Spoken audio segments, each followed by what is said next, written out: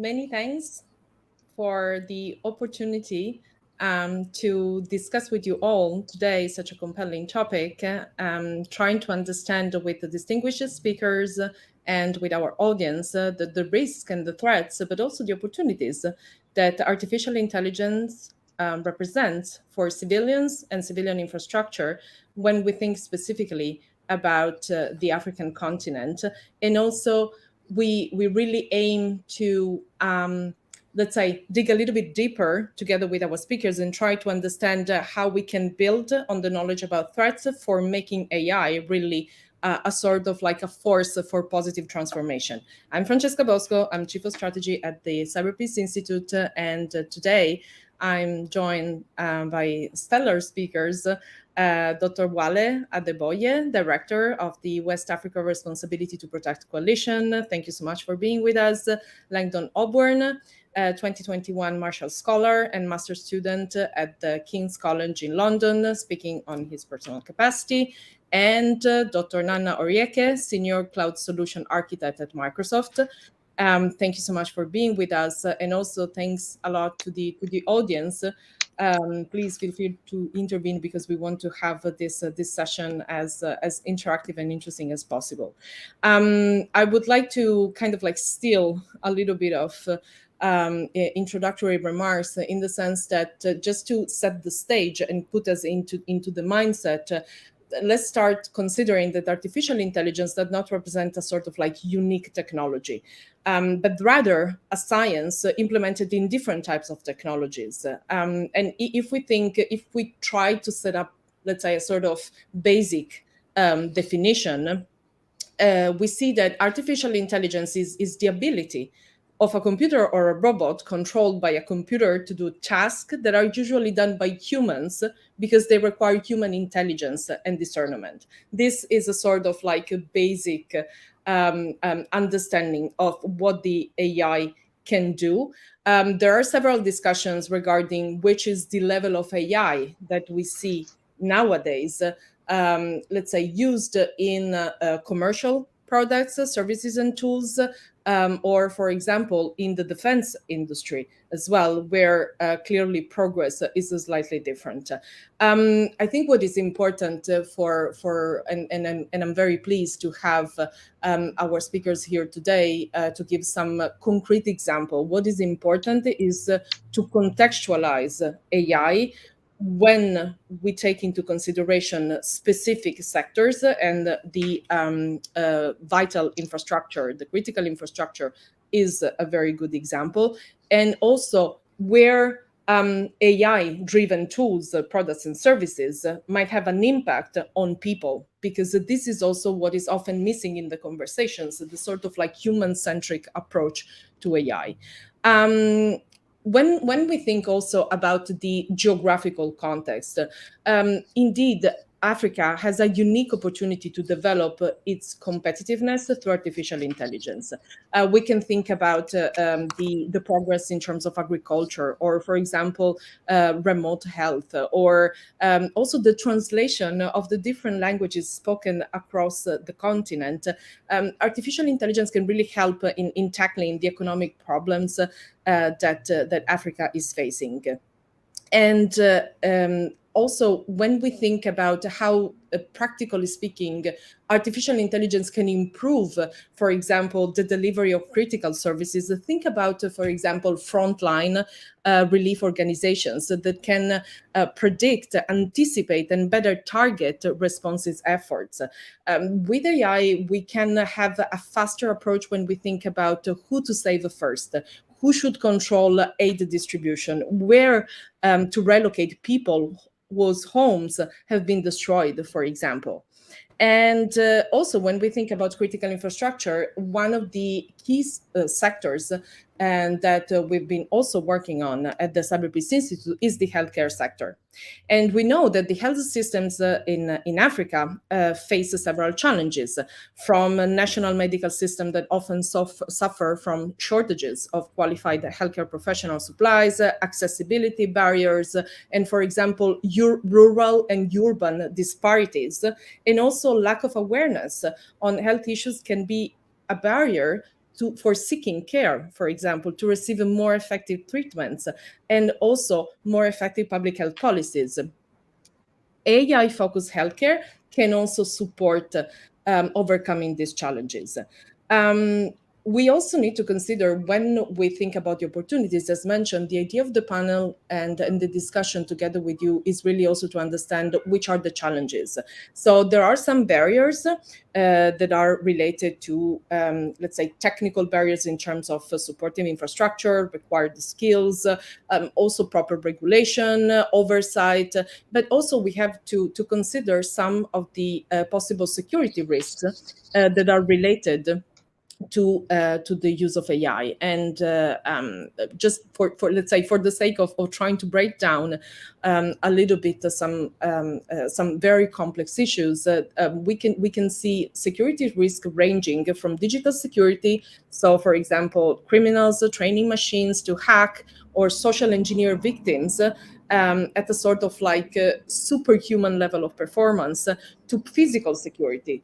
And think about, for example, non-state actors that can weaponize consumer drones, or also political security. Think about all the discussion about the surveillance technology that can be enhanced by artificial intelligence, thinking, for example, facial recognition technology, or, for example, the very much targeted and massive disinformation campaigns. So these are some of the, let's say, food for thought and hints that I would like to bring to the panelists, but also to the audience. For building upon the discussion for the panel. I'm very pleased, as mentioned, to be joined today by such a wealth of expertise, and also to kind of like cover different aspects of the challenges that in their respective work they have identified in terms of the impact of AI on their specific area. I would immediately leave the floor to Wale, that will introduce us to the impact of AI in the work related to mass atrocities. Thank you so much, Wale. The floor is yours. Thank you so much, Francesca, for this wonderful introduction and the background that you have given us. The topic before us indeed is such that is important, especially within the African context. And that is why we are bringing in this panel, looking at the AI-driven attacks on civilian population and infrastructure, and what we think Africa should be worried about. I also do not particularly count myself as an expert on the AI component, but rather I will leave my colleagues Nnanna and Langdon to do that. But it's important for us to lay the background, since we are looking at human rights context and we are also looking at atrocity prevention context. And we want to see what are the concerns for Africa. And of course, before we look at the concerns for Africa in terms of atrocity crime prevention, we should also be talking about the context in which AI works, which you have really done a wonderful background information. We have talked about the fact that farmers can use AI to monitor their fields for efficiency in determining when to spray insecticide, for instance. But beyond that, in terms of conflict and violence, we need to begin to ask ourselves this question. Over the last few years, we must not forget that AI has been like a compelling tool for both non-state and state armed groups to outwit one another. And what do I mean by this? This is because the precise leader force that comes with the usage of AI is gaining ground all over the world. And I can give you examples, starting from, for example, in northern Iraq, where around late 2016, the Islamic State, during the battle to secure the city of Mosul, deployed the weaponized drone that is also referred to on man-slayer system. And that, for me, is a threat to human population. Not only that, the impact of artificial intelligence-driven system in terms of when we talk about atrocity crime is both physical and psychological, especially with civilians that are trapped in different situations.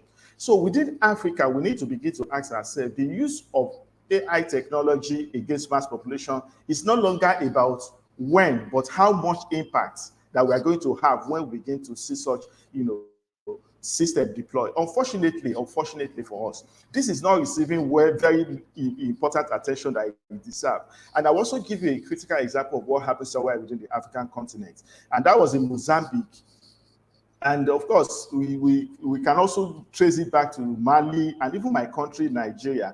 And the example of Mozambique that I want to give is what happened in Cabo Delgado province in late March to early April 2021, where we witnessed the deployment of drone attacks targeted at a town called Palma in Mozambique. And of course, just this beginning of this week, my colleague, a senior colleague of mine that works with another organization in Nigeria, Dr. Atta Bakindo, was in Geneva, and he was talking about military drones and non-state actors in Nigeria, and looking at the regional context within the Lake Chad Basin. And he was talking about the fact that Boko Haram, that we all know in the world as one of the terrorist groups that has actually deployed different tactics to kill civilian population, was said to have also used flying drones to take an area photograph of military formations and to scope their environments and to be able to see what they can do to impact maximum, injuries on people. So for me, both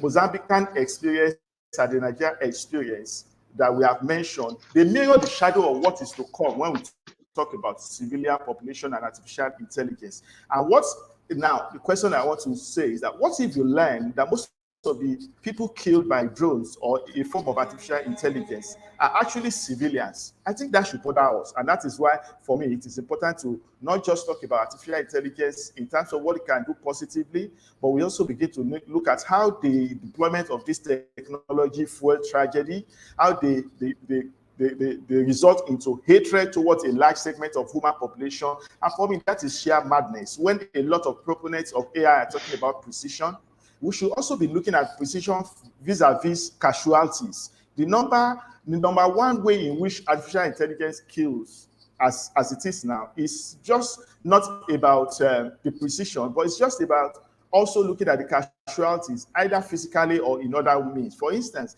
the number of funds that is deployed towards artificial intelligence technology system compared to funding that is available for life-saving activities and initiatives are very important. And these are some of the things that I think we should begin to talk about, and I'll still come to that as we go on in this conversation.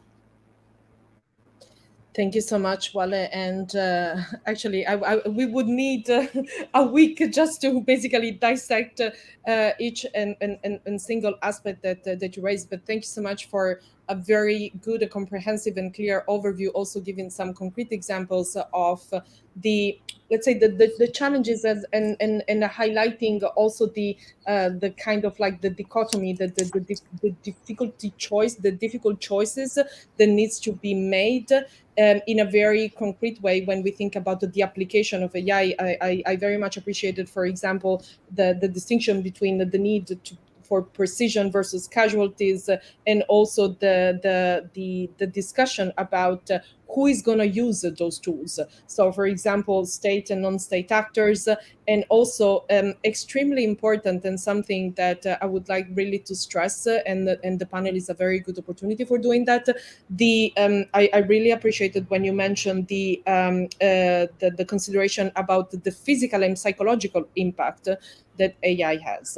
And to this end, I'm very pleased to leave the floor to Langdon for taking a sort of like, in a way, really societal step in discussing how AI-driven, let's say, empowered cyber attacks have been used to target civilian infrastructure that are the ones that are bringing to people essential services. Langdon? Yeah, thank you so much, Francesca. And I definitely agree that in looking at AI technology, it's like essential, as Dr. Adeboye was talking about, to look at how these can also be used to attack civilian populations. And something that I've specifically been looking at is the use of AI, or just cyber attacks itself, to target critical infrastructure, which are just assets of a society that are essential for its functioning, which can include things like farms, hospitals, waste management, energy sectors such as oil pipelines or nuclear power plants that provide members of the society with essential services.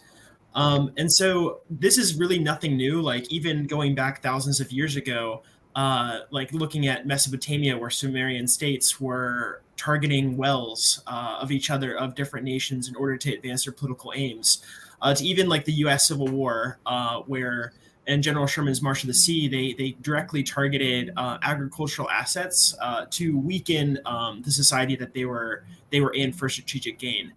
However, the increased reliance of critical infrastructure on cyber technology has created a bunch of new vulnerabilities to a much more modern type of attack on civilian infrastructure, which are cyber attacks.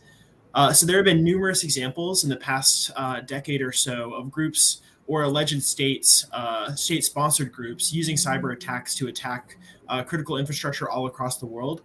A couple of well-known examples are in 2013 when Iran-affiliated hackers successfully attacked a dam just north of New York City, as well as in 2021 when hackers shut down the U.S.'s largest pipeline for 5 days, which actually left 4.5 million Americans without power, water, and heat. Outside of America, it's occurred in Ukraine, where in 2015, malicious cyber attacks occurred on 3 major utility companies, which left hundreds of thousands of individuals without power for over 6 hours. Which, when you look at places like hospitals, a loss of power for 6 hours can be the difference between life and death for many people. And then we also, many different cyber attacks took place against Israeli water systems experienced, which experienced several cyber attacks in the mid-2020s. And so I think in looking at cyber attacks, it's essential to not just look at the ethics of maybe conflict itself, and who's attacking who, but rather the nature of which conflict is taking place. And so I think, as international humanitarian law states, conflict should be guided by 4 basic principles: proportionality, military necessity, unnecessary suffering, and distinction. And I think if you examine cases of targeting critical infrastructure throughout history, they often violate several or more than one of these principles. However, the one principle that is consistently or almost necessarily violated by such attacks is the principle of distinction. So this suggests that all parties in a conflict should at all times distinguish between civilian populations and combatants. However, targeting a facility storing military aircraft or a bridge constructed purely for the purpose of moving military assets would fulfill this principle. However, most critical infrastructure is aimed at what those services are that are providing services for civil society. So although drying a well or burning agricultural resources may harm military capabilities, it is undeniable that civilians face outsized consequences of these actions. They do not discriminate between civilian and combatant populations. So it can be said then that targeting civilian infrastructure through cyber capabilities violates international humanitarian law. And so although cyber attacks do not necessarily need to take place with AI, AI really accentuates the threats that cyber attacks have, because they can spot more behavior patterns that can help the effectiveness of cyber attacks. They can be used to create deep fakes, which can help with phishing cyber attacks, and they can be used to create even more effective ransomware. And so I think that in looking specifically at Africa, there are, of course, all over the world, there are unique context-dependent factors that impact the vulnerabilities that different areas have for cyber attacks, especially AI-driven cyber attacks. However, there are some unique vulnerabilities that Africa has, because, as you can kind of see in the African Union's agenda for 2063, cyber is considered to be a very, very important part of continuing to develop critical infrastructure. So it's very clear that critical infrastructure in the future for Africa will be very dependent on cyber technology. However, at the same time, it is becoming, as Africa becomes increasingly dependent on cyber technology, criminal and extremist organizations such as Boko Haram have increased both their capacity and espoused willingness to commit both cyber crimes and cyber attacks. And so I think that it can very clearly be seen that there are certainly a lot of risks that are being posed to the continued development of critical infrastructure in Africa. And I'm very much so looking forward to continuing this discussion with everyone and hearing about maybe what opportunities we can discuss to mitigate these risks and ensure that such critical infrastructure and thereby the health and well-being of civilians in Africa are not put at outsized risk because of AI cyber attacks. Thank you. Thank you so much, Langdon. And I think it's very relevant to what you mentioned, and it was a little bit what I was explaining before about we it would also be very interesting to understand, which is often a topic that is kind of like not, let's say, we have difficulties in grasping, because clearly what is developed and used in the military context is now blurring a little bit the line, unfortunately, with what is happening also in the civilian context, and capabilities are very, let's say, unbalanced and uneven. So thank you so much for highlighting this aspect, and also the I mean the use again that the state and non-state actors are currently having in terms of the potential, the current and also potential attacks against critical infrastructure.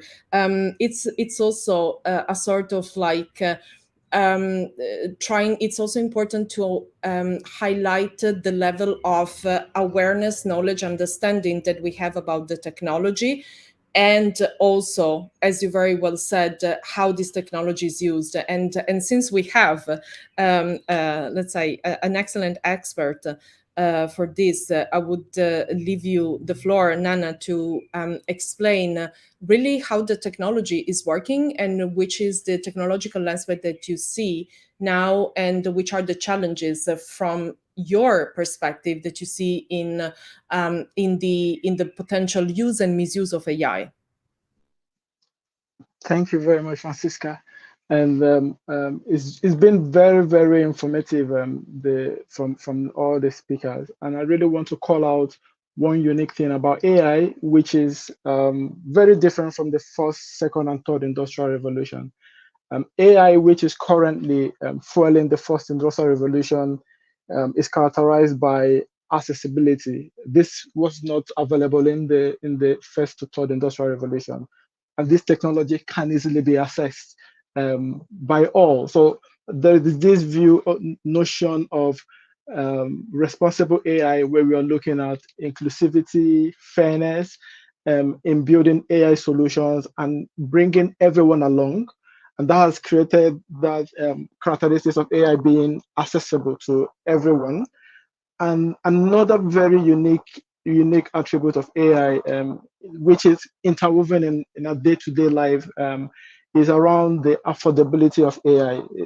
A whole lot of advancements in cloud technology, in deep learning, and other very sophisticated algorithm that we have today has kind of lowered the cost of AI. And so you see it is like on the day-to-day basis getting a lot cheaper for people to adopt AI. One interesting thing to also note is how flexible AI is. So AI is really fueled by data. And so you can see that when you have lots of data, it becomes a lot easier for you to create sophisticated solutions, even with very simple models. And this has really changed the way AI is being adopted all around the world. And so it is a very positive thing to have AI with these lovely characteristics, so that everyone is empowered to achieving more. But it brings along with it lots of challenges. One really is around building that industry-wide regulation on how to adopt AI. Because it's a very fast-moving industry, you'll see that there are a lot of changes coming up. So there are really no international regulations on how you should adopt AI or how you should apply AI. And so you'll find this technology everywhere.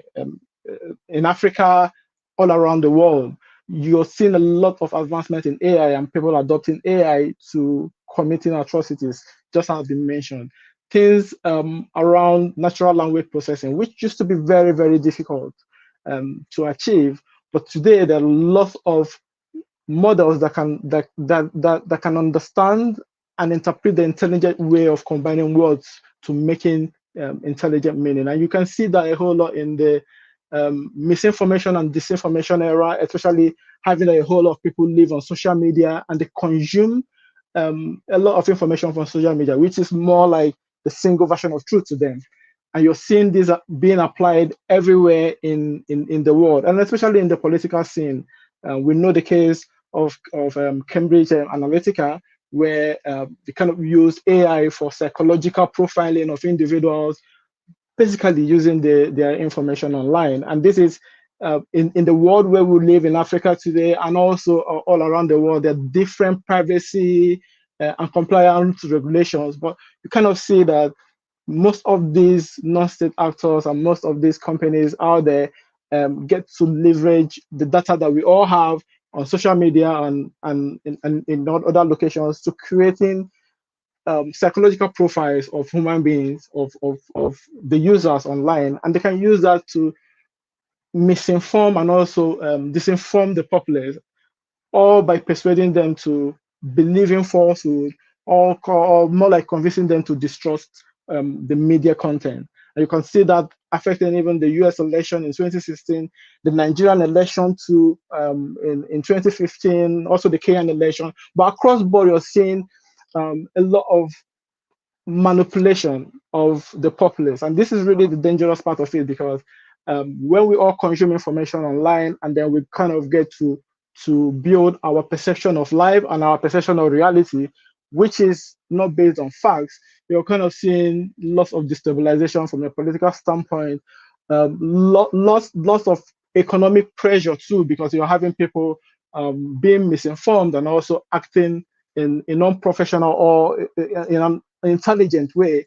You're kind of seeing that transcend to all the populace within the nation. And this is not just happening from the psychological profiling. You also see, as highlighted by Langdon, the deepfake, where people can be can be deceived to believing that the information they have is coming from a real person, even though it is not real. So these challenges are really affecting the use of AI, or increasing the risk of AI to the human existence. But does it mean that we do not have a way out in this? No, there are just a whole lot of, we really need to build that consciousness within our space to say, how should we adopt AI? How should we collaborate with the commercial sector, who really are the ones driving AI today, to building those guardrails for proper adoption of AI? And even if you go to the part of the critical infrastructure, targeting very strong infrastructure we have, I want to mention the AI-enabled attack on the largest oil field in the world, in Saudi Arabia, which kind of had about 6% impact on the world supply, and also caused the hike in the oil price. And this is just one way of saying the effect of AI, not the direct effect, but the indirect effect of AI affecting the economy by the use of AI by non-state actors to destroy critical infrastructure. There are just a whole lot of scenarios where we are seeing that this technology, it is affordable, it is flexible, it is accessible. However, the control of it is super difficult in this era. And actually, I have one immediate follow-up question to this. I think what you are mentioning, especially in the last point, in terms of like being affordable, I would like to understand, do you feel there is a sort of like, I mentioned it before, that there is on one hand some sort of like opacity, and it's difficult to understand the level of let's say technical capabilities that we have in terms of, for example, the military sector vis-a-vis the more civilian, let's say the commercial products and so on. Nevertheless, I agree with you that there is what we would call a sort of like a democratization of AI to a certain extent, or at least what is perceived, let's say, as a sort of like AI-enabled tools.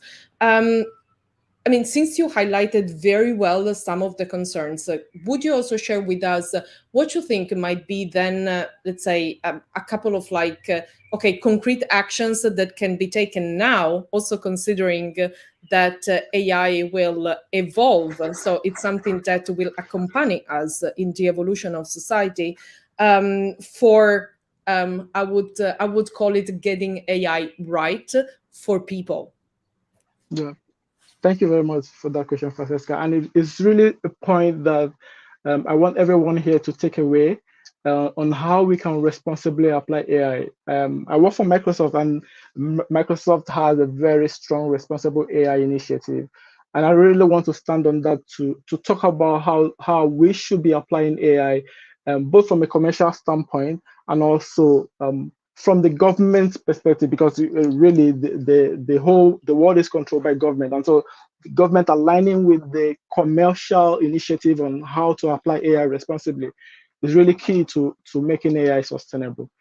There are mainly 6 points for us to look at how to responsibly apply AI. One is around fairness. I'll put it to you that the world is generally unfair. Things, the distribution of resources, how people are, the information that people have, the strength and development of the different economies, first and third world, kind of creates this world of bias. And because AI is based on data, you will find out that there will be a lot of unfairness because the AI system will most likely will behave according to the data that was used in training it.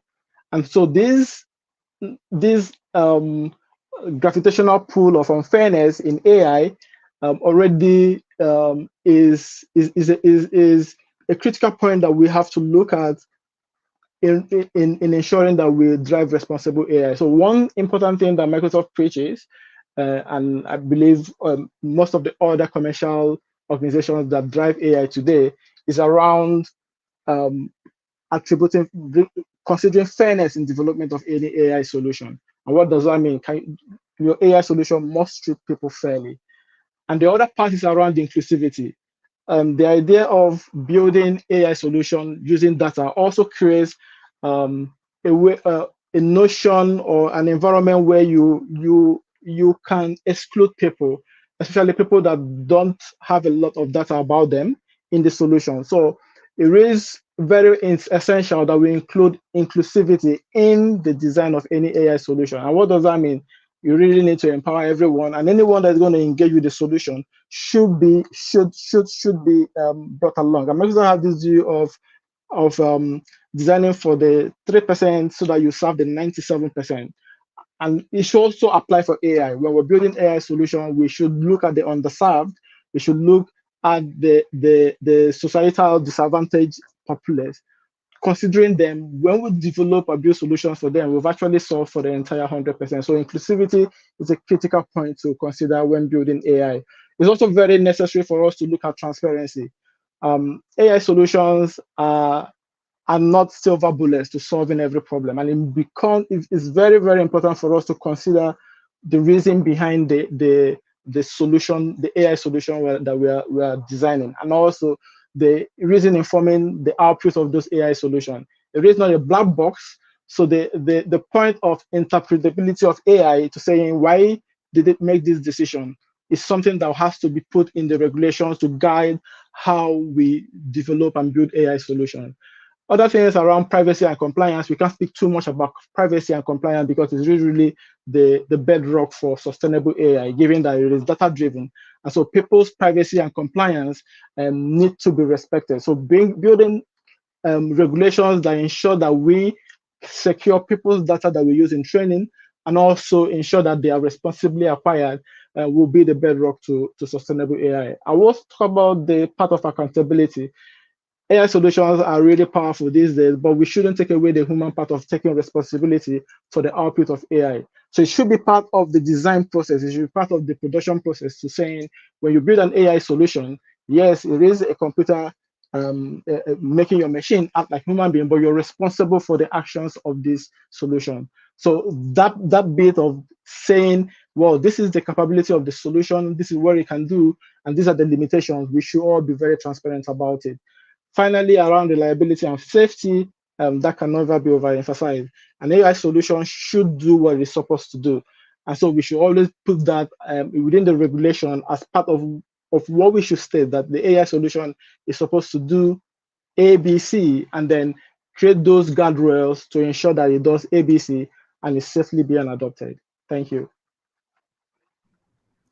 Thank you so much for this super useful and very let's say workable principle. I like principles and values, but I also like when they are let's say tangible and we can make them concrete. I especially like one point because I think on fairness, inclusion, transparency, and also on the liability and safety, they are kind of like well understood. I think you are nailing it also in the other side of the coin of when we have to think about the human impact of AI, we also need to think that humans are behind the design of AI. And I really like the sort of like human responsibility that needs to be taken when we consider that data are not simply data, but again, they are coming and they will impact and even harm into, to a certain extent, people. And to this end, also in the sense of like which are possible measures that the different actors in this sort of like human-centric approach, but also dealing with the political sensitivity, with the economic constraints, and considering going to Langdon, the examples that you made about, for example, the attacks against the critical infrastructure, how you see the interplay of the different human actors, let's say, when we think about policymakers, when we think about people working in industries, the developers, when we think about also the end users. So how you see that this sort of like multi-stakeholder environment should and can address the risk that you highlighted?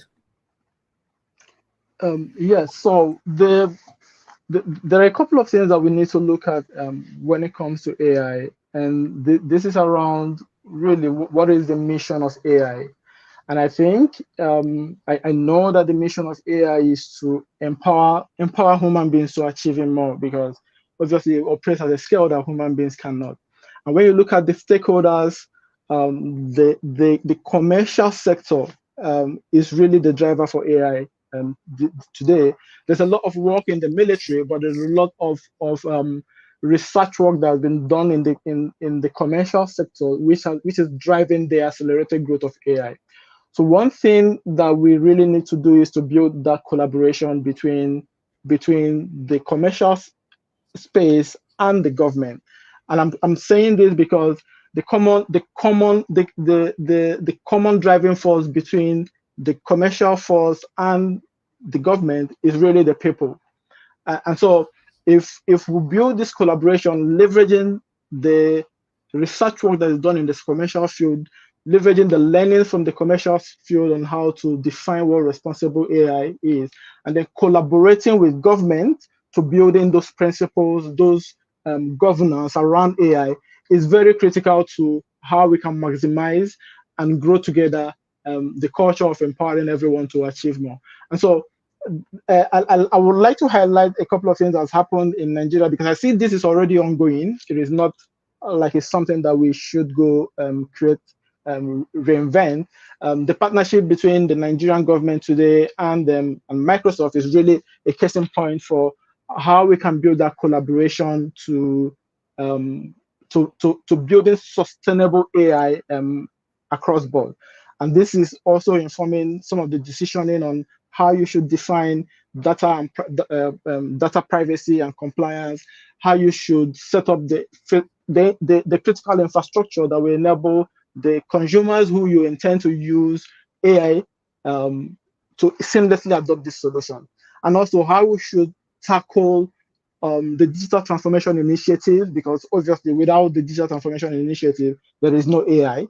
How we should tackle the digital transformation initiative from a governmental standpoint, from the commercial industry standpoint. There's a whole lot going on in the cloud computing space, and which is really funding a lot of the inventions and innovations in AI. How will government collaborate with the commercial sector to leverage these cloud technologies, these AI models in the cloud, to support and empower the populace who are supposed to adopt this technology? So that's collaboration is really important. Then going above and beyond the collaboration, the part of scaling is also super important, because there is really so much you can do with the amount of information that we have. But when you empower people to building the industries, to solving their own problems and within their space, you're really going to create a lot of value to the system, to the ecosystem. So the part of scaling, leveraging government initiatives to creating sovereign wealth funds that will allow the teeming populace to build solutions for themselves, leveraging the data they have in their environment, is super critical. But above and beyond building solutions, being employable and also working for the government and for the commercial space is really creating that synergy that will drive the healthy adoption of AI going forward. Thank you so much. Very concrete, again, very concrete suggestions that can be taken forward. And thank you for mentioning Nigeria as a very, let's say, case example. Langdon, what's your take on this? Yeah, absolutely. I think that that conversation really has been very interesting for me. And I think when hearing about this collaboration between private and governmental entities and such, especially on the fields of AI, I think that there's just vast opportunity to be able to incorporate that into cybersecurity practices as well. So I think what immediately comes to mind is that the private sector has been investing for years massive amounts of money into finding best practices for protecting their private infrastructure. And I wonder, as we were kind of hearing about collaboration between Nigeria and Microsoft, what kind of sharing and collaboration on the best practices to protect infrastructure that has occurred in the private sector could then be applied to infrastructure in the public sector as well. And then I also, something that I think in my research I've been able to come across time and time again, which I also think has been mentioned previously in this conversation, is that AI can be a great tool for defense. So it's one of the best things that can protect from AI-driven cyber attacks is actually AI-driven defense. And so I think if we look at the collaboration and kind of what can be done to incorporate private sector developed AI into projects to build cybersecurity within those public sectors and trying to find ways to incorporate AI as such, I think that can provide some pretty great solutions to some of the problems that we have all kind of been addressing as far as harms that could occur to civilian populations. Thank you. Thank you so much, and thanks also for drawing an important parallel between also different, let's say, fields of action where we can indeed mutually learn, also in terms of maturity of the different partnership. And Wale, there was an interesting question posed by the audience, and since before we mentioned that AI now can be more, let's say, affordable in a way, so, and also more available for also non-state actors. So when we think about non-state armed groups that are targeting civilians, do you see, from your expertise, risk increasing? And also, again, would you have any suggestion to potentially mitigate those risks?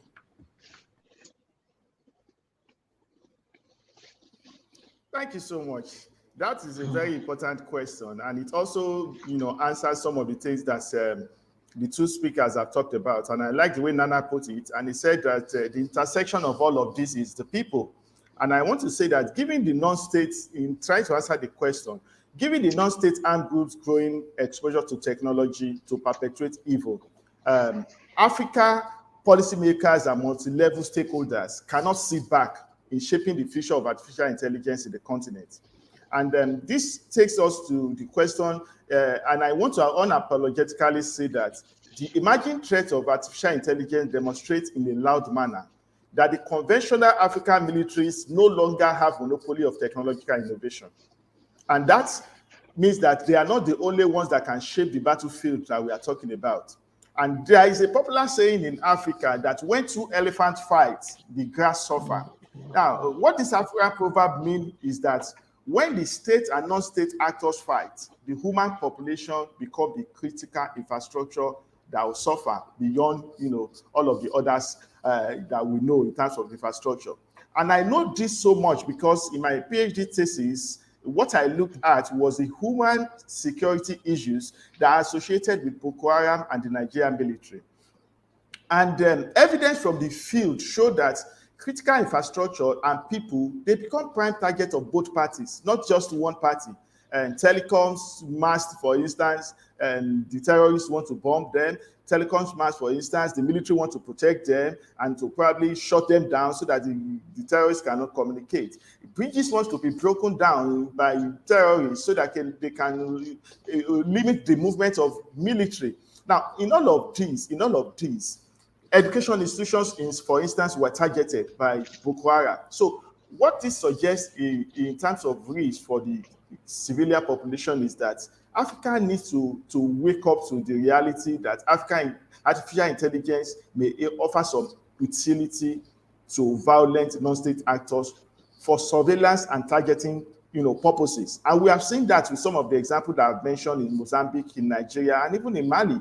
So we see a situation whereby this non-state armed groups use them as surveillance tools. So what we need to do, and how we can mitigate some of these things, is that people need to be more conscious, because people are in the middle of all of this. They need to be more conscious. They need to be more aware of some of these tools that are being used and what they can use, because I was reading somewhere that one of the good intention that artificial intelligence probably also will bring is to be able to bring perpetrators of crimes, war crimes, to book, because we have evidence. So what tools, for instance, can we begin to have civilian population to have to be able to record some of these things, to be able to bring some of these things to the attention of the global community? For instance, something that is happening in Maiduguri in the back end of Nigeria, how can it be projected by an ordinary citizen outside the world where we cannot have intervention? These are some of the things that we can do. We need to empower the people, and I think that is the summary of what we need to do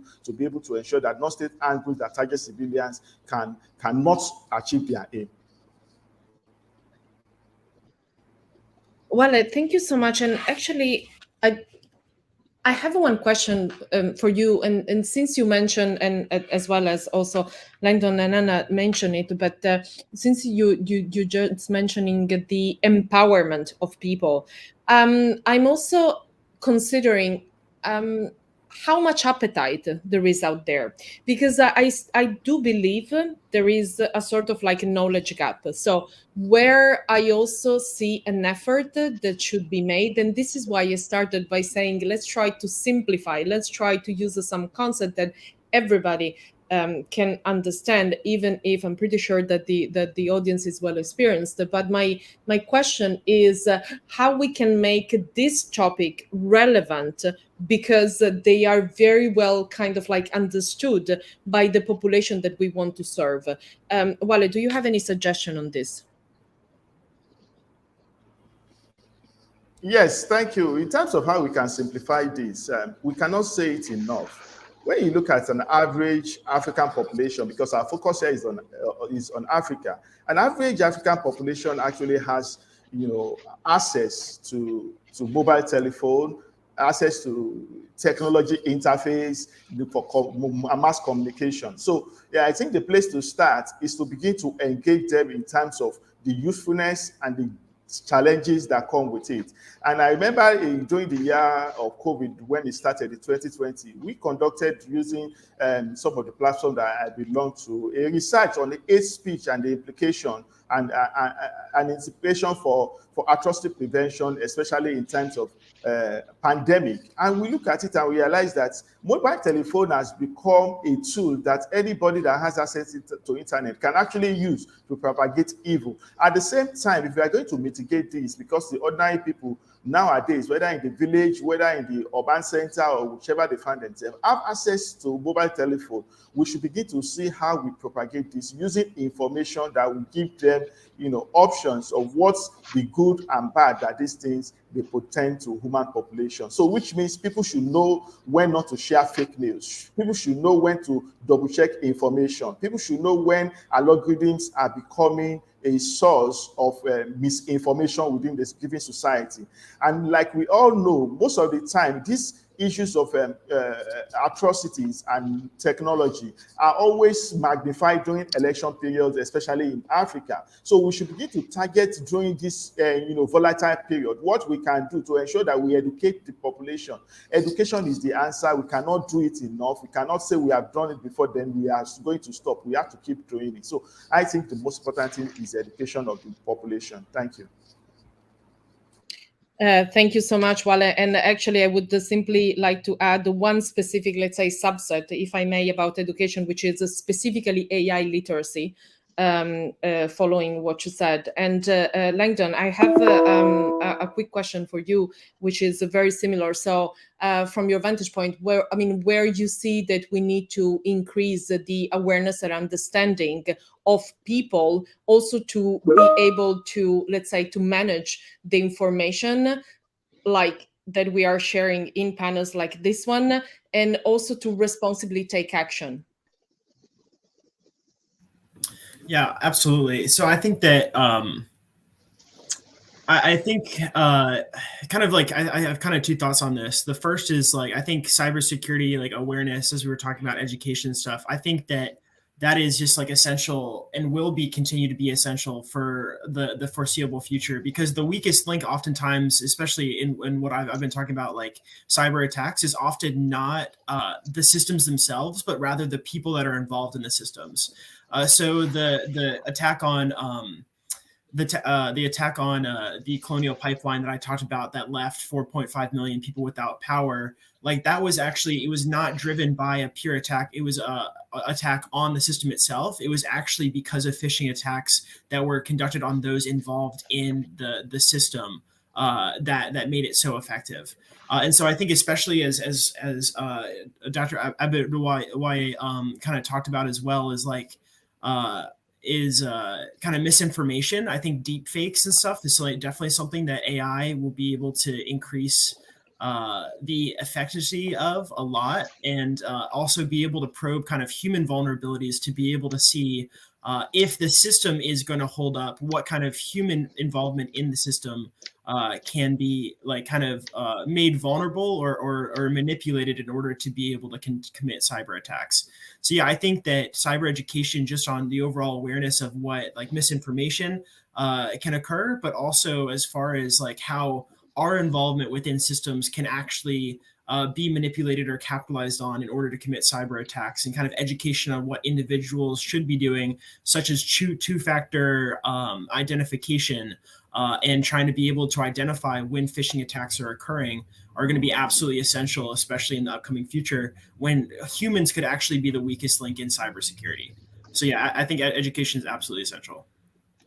Thank you so much. And Nnanna, your take on this, how we can raise both the awareness but also the appetite for knowing and taking action.